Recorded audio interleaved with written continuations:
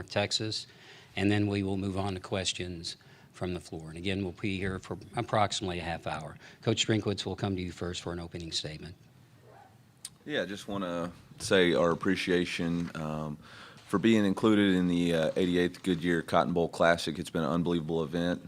It starts first with people, and the people of the Cotton Bowl Classic have been unbelievable as far as hosting and taking care of our needs, making sure that we have everything we need to, especially on Christmas, around the holidays, for our families, our players to feel the warmth of the holidays here in Texas was really important, and very appreciative to them. But now we're to the point where it's about the game, and our focus needs to increase on the game. It's a great opportunity to be in a New Year's Six, but it's really important to play well. To have 34 days off and play is a real challenge, and so our focus is to try to focus on the fundamentals, the things that are really going to matter: pre- and post-snap penalties, ball security, tackling. And so today in our Fast Friday, that's going to be an emphasis for us to try to make sure that we play a clean game. Obviously, we've got an incredibly talented opponent.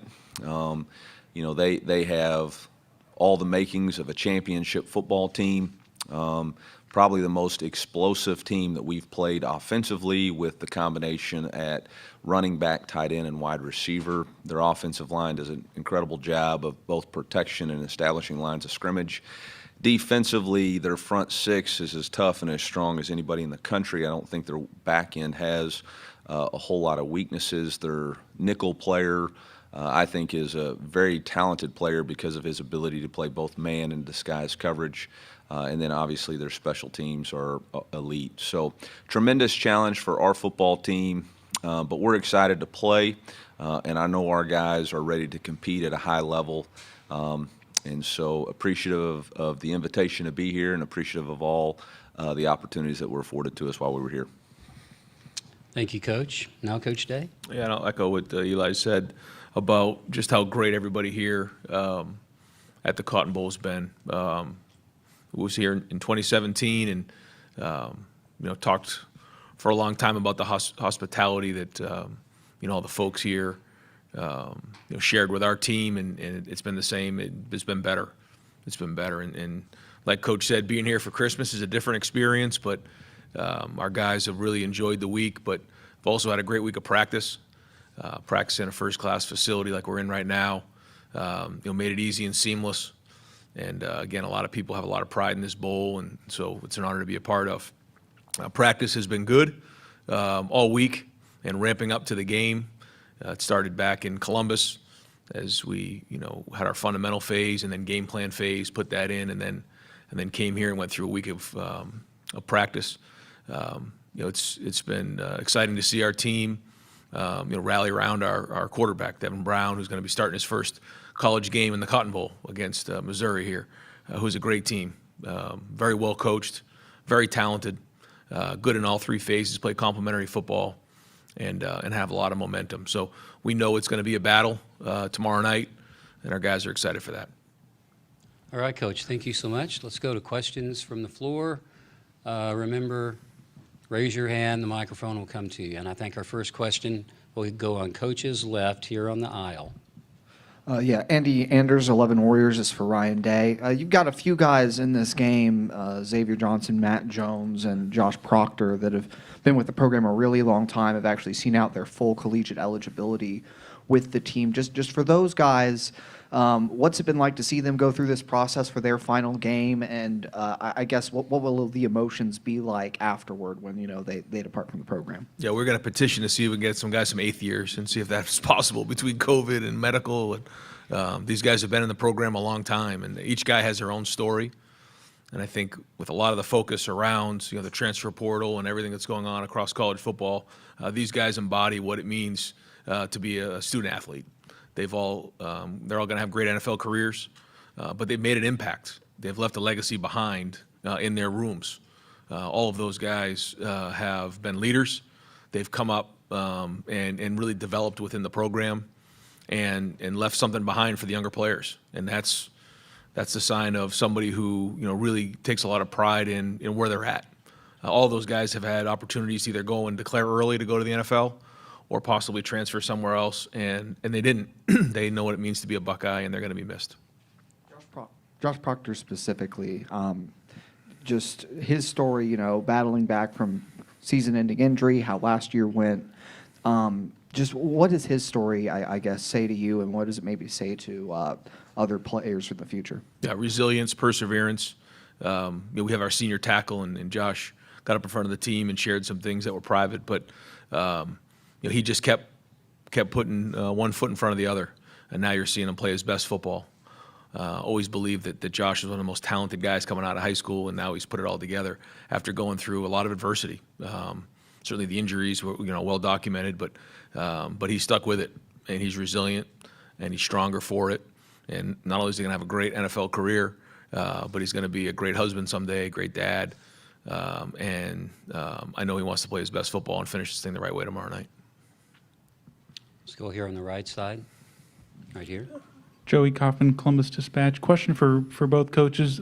This is the first year for bowl games where you can use the helmet technology for communication. Was that something you guys will take advantage of? If so, if not, why or why not? Yeah, we spoke about this, had a discussion about it, and I think we both agree. I don't want to speak for you, Eli, but that down the road it makes a lot of sense. But to try to, with everything going on right now, to try to manage a game without having done it all season, we felt like it was probably something we want to have a spring practice and a preseason to work through because of the unintended consequence for something new, a new variable. I don't know if you want to add anything to that. Yeah, I mean, December's got enough challenges for us to try to figure out how to communicate on the sideline, and get the communication in was just something that didn't make a lot of sense for us. And so, Coach Day and I have a good working relationship, and made a call and decided that made the most sense for us. Go on the front row here on the left side. Yeah, Bill Rubinowitz also from the Columbus Dispatch. For both of you, particularly Ryan, this is the last year of basically every game is a must-win. Next year you go to a 12-team playoff. Probably the pressure to win every single game will be a little bit lessened. I mean, obviously you have responsibility to win every game, but how different do you think it'll be next year, knowing that not every game is everything? You want to start? Coach Drink. Yeah, I don't know what world you're living in, man. College football, every game is everything, and I don't think that's ever going to change. Everybody expects to win. The players expect to win. The fan bases expect to win, and the coaches expect to win. And so I don't think you'll sense anything really different. I think the margins, especially after what happened to a couple of teams not making the playoffs this year, I mean, yeah, there's going to be some teams that can get in with maybe 10 or 11 wins, but there's still going to be the which game did you lose and how did you perform and all that different stuff that are going to be variables. So I really don't think the pressure will change any, in my opinion. Agreed. But I think the 4 teams that get a bye in the first week will be significant. Yeah. So I think that'll be important because of the length and number of games that are going to be coming. Certainly our focus is on finishing the season now, but when you do look ahead, I think it's going to be important to be playing your best football down the stretch. When you look at teams who make runs in the NFL playoffs, they'll go through stretches where they'll lose 2 or 3 in a row, but if they get hot down the stretch, then they end up winning the Super Bowl. And so I think the first thing is, it's going to be important to try to get that bye, but the second thing is you got to be playing your best football down the stretch, and I think, the healthier team will be critical. More leeway to maybe let a quarterback develop early in the year, or kind of maybe experiment a little bit, knowing that, if you lose in week 2, it doesn't disqualify you? I think it's an interesting question. I haven't quite thought of it like that yet. We'll kind of cross that bridge when we get there. But I do think more than ever, you're going to be wanting to build your team up as the season goes on. Swing back to the right side. Cameron T. with The Athletic. Ryan, this question's for you. On Devin specifically, the year he's had from the injury in the spring where he couldn't play in the spring game, the competition, getting injured during the season, how has that year, the ups and downs, everything he's had to go through, prepare him for a moment like this and for potentially being quarterback in the future as well? Yeah, I think Devin has always had in his mind that he wants to get on the field. He's been competitive since the day he stepped on campus. I know he's looking forward to playing in this game. I think he's also seen big games. He's been around it. He's seen a couple different quarterbacks play ahead of him, so he knows what the preparation looks like. And he was right there with Kyle in the preseason. We talked about this before, and then got him in a little bit in the, a couple of the games just to kind of get his feet wet. And then, he got hurt in the Penn State game, and so we weren't able to get him in the game as much. But we were ready to put him in the game, a few times this season, and you saw him play a little bit. But now he gets an opportunity to play a whole game, and so I mean he's prepared at a high level, and the guys believe in him because of what he's done the last few weeks in practice. Okay, on the front row, left. Natalie Jones, ABC 17. Eli, I was talking to Brady and his parents before we came down here, and he said he remembered, 10 years ago watching this game on TV in St. Louis. What has he communicated to you as far as how much this is a full circle moment for him? Yeah, I think Brady, obviously growing up in the state of Missouri, wanting to play for the university, battling through adversity throughout his year last year, now having an opportunity to lead a New Year's Six Bowl is exciting for him. You can tell the level of focus that him and Cody have displayed all week. They're really here to play and play well. And, they've taken their preparation seriously. They've been going to the sauna in the morning over at the Anatole Hotel, so that was a nice perk for them. So, they're very focused and want to play at a high level in this game. Okay, now on the right side. Yeah, Tim May, Letterman Row. For Ryan Day, who's playing in this game, who's not playing in this game, or who's not playing in this game? Can Thank you give us for an- asking that question. You're I've been welcome. waiting on this one. You're welcome, Coach. But Yeah. you said you'd tell us sooner or later. Is Marvin Harrison Jr. playing in this game? Tommy Eichenberg, et cetera. You usually ask like 3 or 4 questions, so Well, let me add this last. I'll wait for the second and third because Yeah. we're not going to answer the first one. Oh, okay. Really, you're not answering. No. Like Marvin I said, had been practicing, is what we've noticed. So. Yeah, like I said, I feel like those are decisions that, the players make, they and their families. And so, I never want to be the one to go out and put it out there. And Yeah. so I want to respect that. And, I think our guys have been great and professional. These guys want to win the game. So we'll know here in about 24 hours. But Marvin, whether he plays or not, what is the legacy? What is he leaving at Ohio State? Marv's been a pro ever since he stepped in our building, and it started. Everyone wants to talk about his dad and everything like that, and what he's done, and being a Pro Football Hall of Famer, and he certainly did a great job raising his son with his mom. But Marvin's his own man, and he had big shoes to fill. He's got his father's name, but from the minute he stepped in our building, you knew that he was going to be a pro. The hours and hours and hours he spends on that jugs machine, the hours he spends in the film room, the way he takes care of his body, everything about it has been a pro. His professionalism. There's been times where after a game, I'll come over to the facility, and maybe it wasn't even a drop pass. He's in the facility after a game, hours, catching the ball, going over that same one again because it didn't get right in the game. And I think that legacy that he's leaving behind to the younger players is tremendous. And I think it's been said publicly, so I don't think I'm putting him out there. But when you ask him, what do you want to do in football? He says, I want to be the best receiver to ever play the game. Like, whoa. And your habits have to reflect that. They do. And that's what's special about Marvin. Let's go on the far back on Coach's left for the next question. Eli, Ben Arnett from KOMU TV in Columbia. You've extended both your coordinators in the last week. Can you give us a sense of the impact that both Kirby and Blake have made in their time, changes, attitude, just kind of the imprint they've had on your program and their various sides of the ball? Yeah, you're only as good as the people you surround yourself with, and I think there's been incredible vertical alignment within our coaching staff where both Kirby and Blake utilize their unique personalities to communicate the message of the head coach to their side of the ball. We have a sign in our staff meeting that says low ego, high output, and preference versus performance. And I think both of those guys reflect that immensely. Low ego, it's not about them, it's about what's best for our program and our team in order to win. They're not concerned about either side of the ball stats. They just want to work together to find the best way for our team to win. And, neither one of them has worried about preference. Both of them came in unique situations, tried to utilize the foundations that were already laid to best help our players get up to speed the fastest.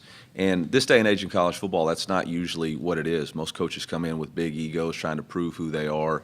These guys came in with, hey, I just want to help us win. And very appreciative to them and their families, and very appreciative to our administration for stepping up and helping us create a place that is where they want to be. And so, we wouldn't have the season we have if it wasn't for Blake Baker and Kirby Moore and the way they've coached and related and communicated and connected to our football team. Okay, here on the second row, our first row. Joe Nugent, NBC4 Columbus for Ryan. This will be the final game for Gene Smith as the athletic director. How much credit does he deserve for what Ohio State football is today? Yeah, where do I start? I try to get a collection together to see if we can go 4 more years, but he and Sheila have decided they're going to stay strong. I've said publicly before, what he's meant to so many people, the impact he's made on so many people. Ohio State has over 1,000 athletes year in and year out, 36 sports. It's a tremendous job, and he's done it with grace, success on and off the field. But the impact he's made on people is really what it's all. When it's all said and done, that's what this is all about. The reason you get into coaching, the reason you become an AD is to have an impact on people. He's done that. He's done that to me and my family. The opportunity he gave me as a first-time head coach and to believe in me and the support he's shown and his guidance over the years has been tremendous. I don't know all the ADs that have come before, but he's one of the best of all time. Second row on our first row. Frank Cusimano, KSTK in St. Louis. Coach, can you discuss, in addition to what he's done on the field, the overall impact of what Luther Burden has meant to your program? Yeah, it's going to be hard to measure as of right now. But I will say, 2 years ago, we were a 6-6 program that, for me, frankly, had a lot of talk but not a lot of results. And for Luther to choose to come to the University of Missouri when he had some other opportunities, and then for us, not only for our program to back it up, but for the state of Missouri to back it up through NIL and other opportunities to market Luther, I think it's created a place where other players know, hey, I can go there, create my own brand and value for myself at the University of Missouri. I don't have to go somewhere else outside of the state. Resulted this year with Williams Nwaneri, who was consensus #1 D lineman in the country. Well, I shouldn't say consensus. In one of the 6 rankings, he was #1 in the country. But to choose to play here, we've had other players in the portal choose to come back. And I don't think that would have happened had Luther not chosen to come here. And then I can't say enough about the maturity and growth that he's made as a player off the field. Last year he relied mostly on talent. Now he's relied on preparation. And when preparation and talent come together, you have an opportunity to be a special player. And that's really what's happened with him. Okay, here on the front row, here on Coach's right. Aaron Ladd, KSHB 41 out of Kansas City. Wanted to ask about your big three. You talked about Brady, you talked about Luther. Add Cody Schrader in there. Yep. What impact did those 3 make on getting you to this point? What impact will they make on the game on Friday? And then specific to Luther and Brady, what impact do they make going forward? Yeah, it's going to be hard to say, but those 3 together have had a tremendous impact on our team. And I think it's been because of the dedication that they've put in outside of just the games. Their work ethic, their preparation, their lifestyle outside of the game of football reflects on the field. Cody Schrader is one of the best stories in college football, a young man who bet on himself, walked on from a Division II school, started 8 on the depth chart and worked his way up to being a complete running back, a guy who I believe has an opportunity to play in the NFL. And means nothing more to him than to play for his teammates. And the connection that him, Brady, and Luther, and Theo, and Javon, and X, and Armand, and Cam, and Connor have is pretty special to watch. I think the coolest thing about all 3 is they really don't care who gets the credit. They just want to win. They just want to win football games. And there's been games where Cody's the man, and we celebrate it, and there's been games where Luther's the man, and it was celebrated. And I think at the end of the day, that's what's made our season so much fun, is there wasn't the drama. There was just, let's win, and let's find a way to win. Let's go toward the back here on the outside aisle, right side. Clint Schweitzer from Starcade Media. Coach Drinkwitz, this has been a very, the team has been so tight-knit all year, and to culminate here with an event like the Cotton Bowl versus the last 2 years, playing in bowl games that were before Christmas, spending the holidays together. What has that meant for kind of team chemistry and the camaraderie that's existed all season? Yeah, I think it's just been a fun way to finish off the year with an opportunity to play in a New Year's Six bowl and spend some more time together, quality time, to have Christmas morning together as a team, something they'll always remember and be able to share. I think it was a great ending to a great season. Okay, let's move back to the left side. I think the mic's on the third row. Okay. Tyler Danberg, Scarlet and Gray Sports Radio. Ryan, in what ways has the offensive line made strides this year, and what needs to improve tomorrow night? Yeah, I think we found our identity in the run game probably about midway through the season. Certainly getting Trey back made a huge difference. That was a big part of it as well. And then it started to flow from there.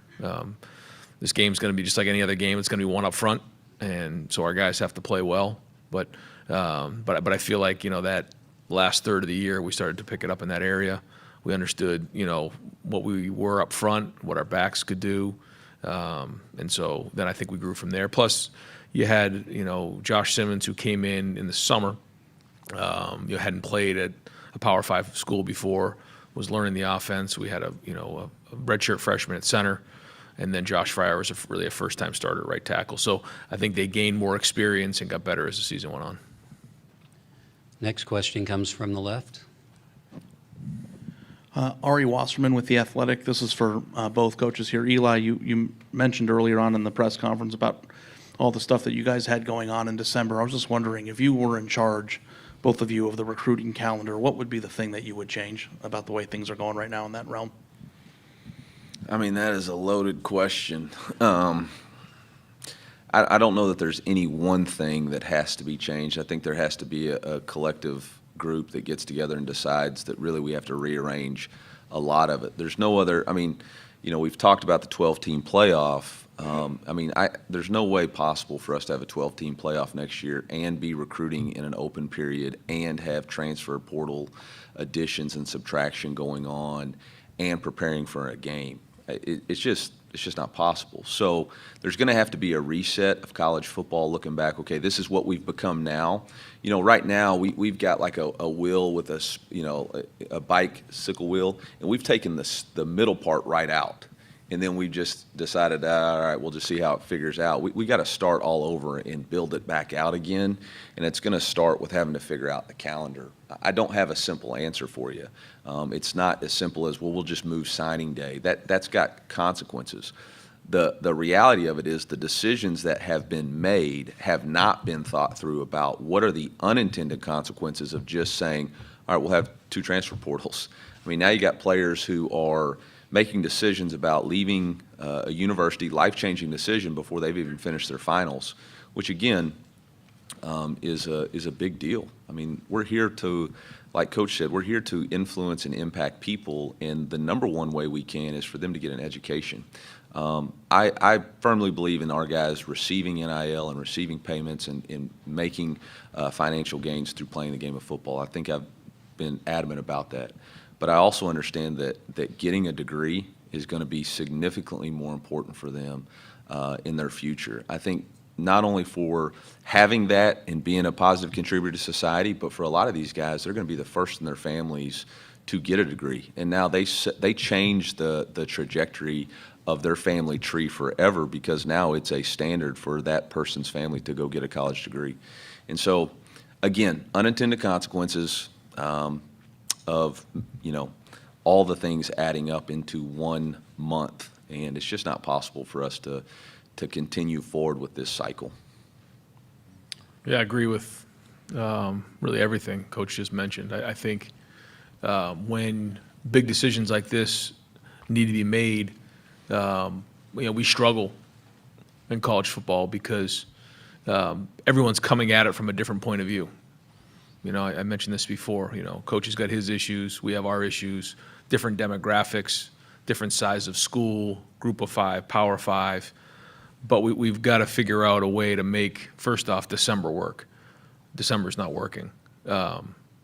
And whether that means, coaches don't go on the road in the month of December, moving the signing date has got to be looked at. But it's not that easy. because I don't have a date, because I know what the issue is. You do it in the summer or you do it in June, and there's coaching changes. Now, all of a sudden, when would that date become available?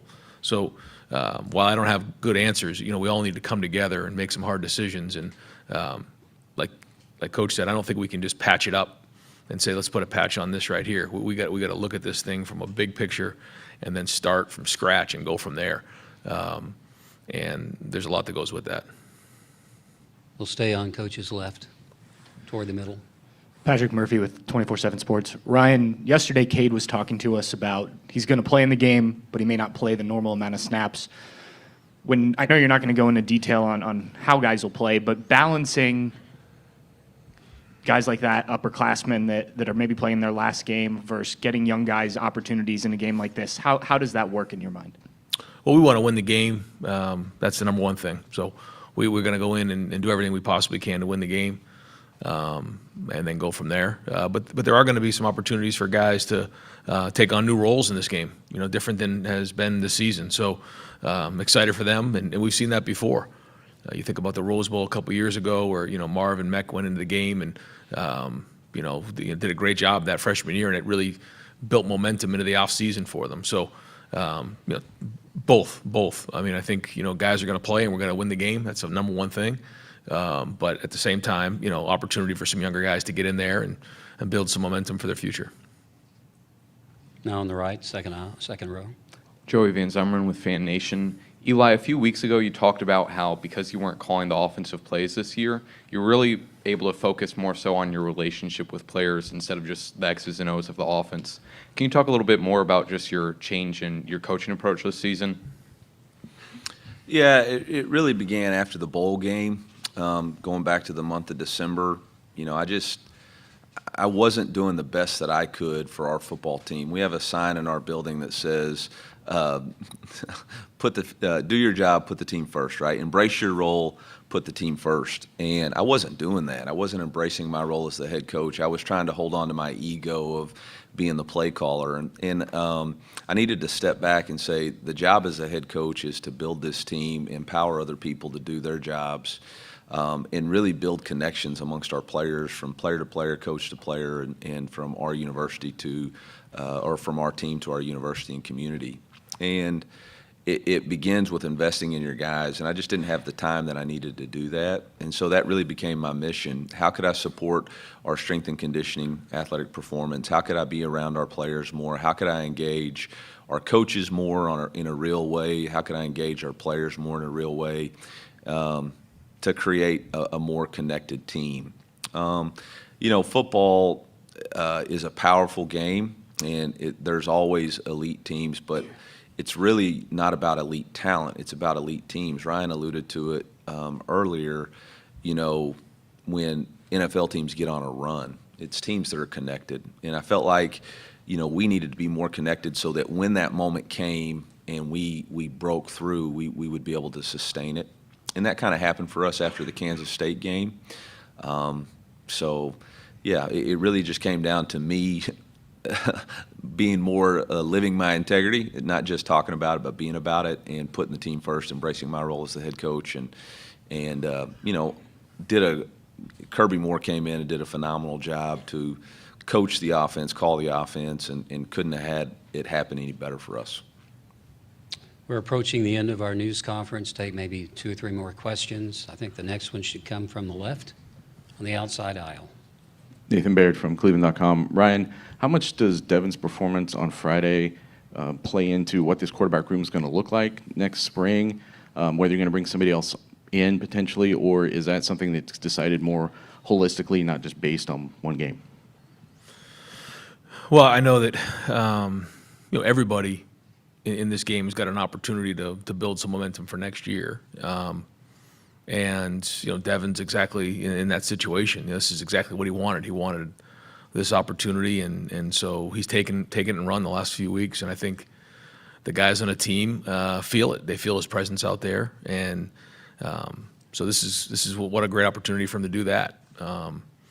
And we'll once the season's over, we'll kind of figure out where we're at with everything. But as of right now, I mean, he's our quarterback, and we're moving forward. And this is a great opportunity for him to go build more confidence with the guys around him as we head into next season.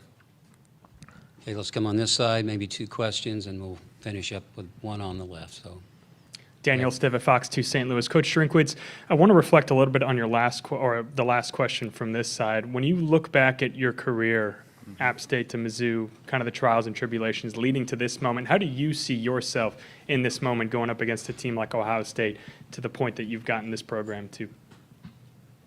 Well, first off, I have a tremendous amount of respect for Coach Day and the job that he's done. You know, when they introduced him today, the reality that in every year that he's been a head coach, he's played in a New Year's Six Bowl or the college football playoff is about the most impressive thing I've heard in coaching.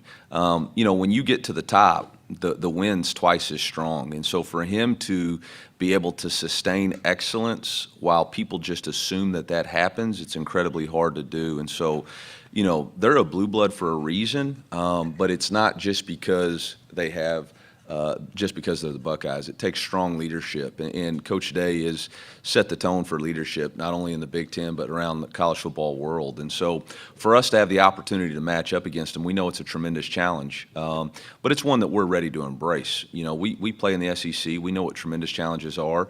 The one thing when you watch their tape is you see a team that is very similar to the elite teams in the SEC. They're built in the trenches. They have dynamic playmakers on the outside. They're going to play man-to-man, in your face, check your breath defense, and you're going to have to make plays. And that's the way we've designed our team with Theo, with Luther, with our quarterback that can create with his feet. So, you know, it's going to be a tremendous matchup. We're going to have to do the things that we know to do, which are to play clean football before and after the snap. We're going to have to be great tacklers. Their running back is an elite player, and we're going to have to limit takeaways, and we got to take care of the football. So it's going to be a tremendous challenge, but we're excited for the opportunity. I mean, this is why you coach college football, to get an opportunity to play against teams like Ohio State. okay, 2 last questions here on the right, outside aisle. Yeah, Rob Aller, Columbus Dispatch. You've both referenced the changes that have happened to college football, and more are coming, I'm sure. To look at it big picture, Chip Kelly was very vocal about what he thinks where the game should go, separating into larger divisions. Just curious what you think of his comments, where you see this sport going. Man, I'm just trying to beat Ohio State. I just listed all the issues with going against their game plan. He lives on the beach, man. I mean, he's got time to, like, look at the waves and figure out this stuff. Like, I'm trying to figure out what my kids are getting for Christmas, and I had no idea. So I don't know where the game's going. I know it's the greatest game in the United States of America. College football is unbelievable, and it's an opportunity for young men to get to do something that they wouldn't get to do outside of the game of football. God's given them an incredible gift and talent to play the game at such an elite level, and I just don't want to see it disappear. And I do think that there's been such a grab for you know, the financial part of it with the TV stuff that we've lost a little bit of why we're doing it.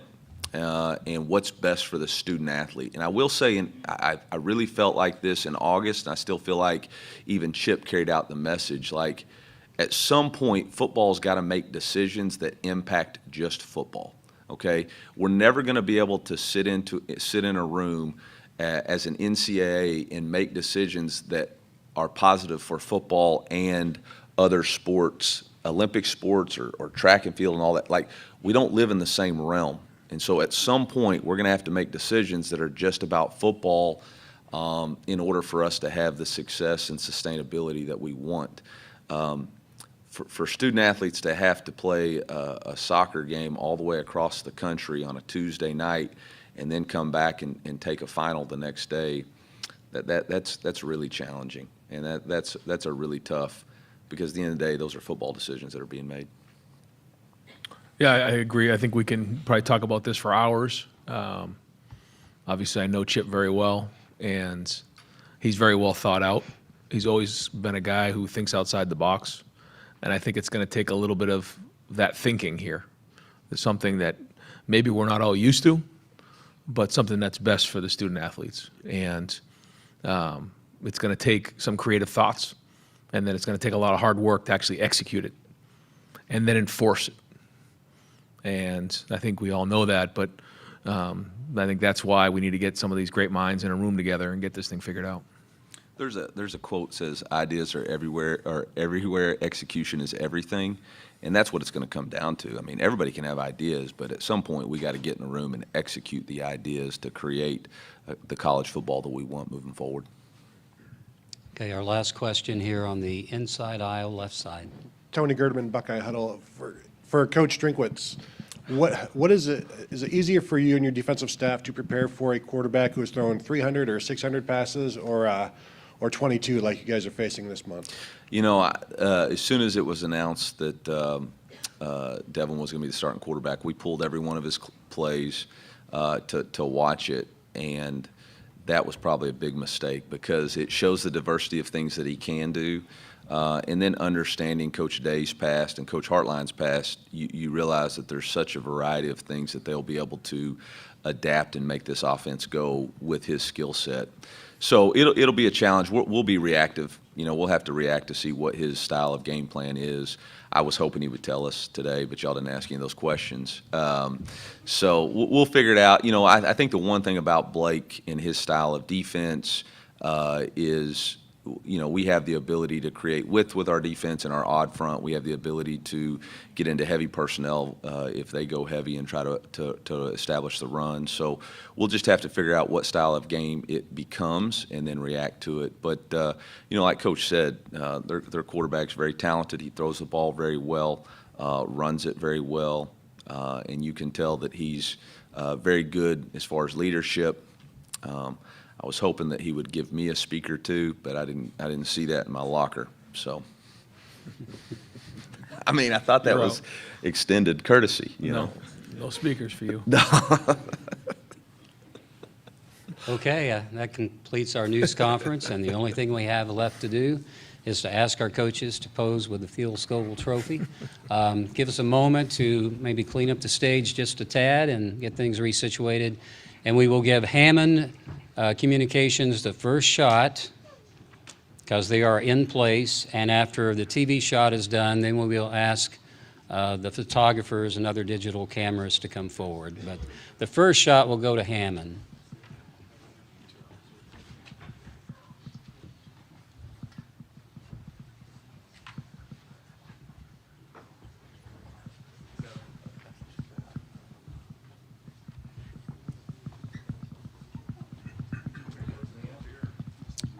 We look good, Scotty?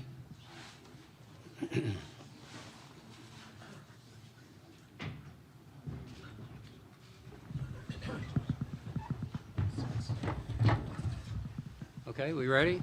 Okay, TV shot from Hammond.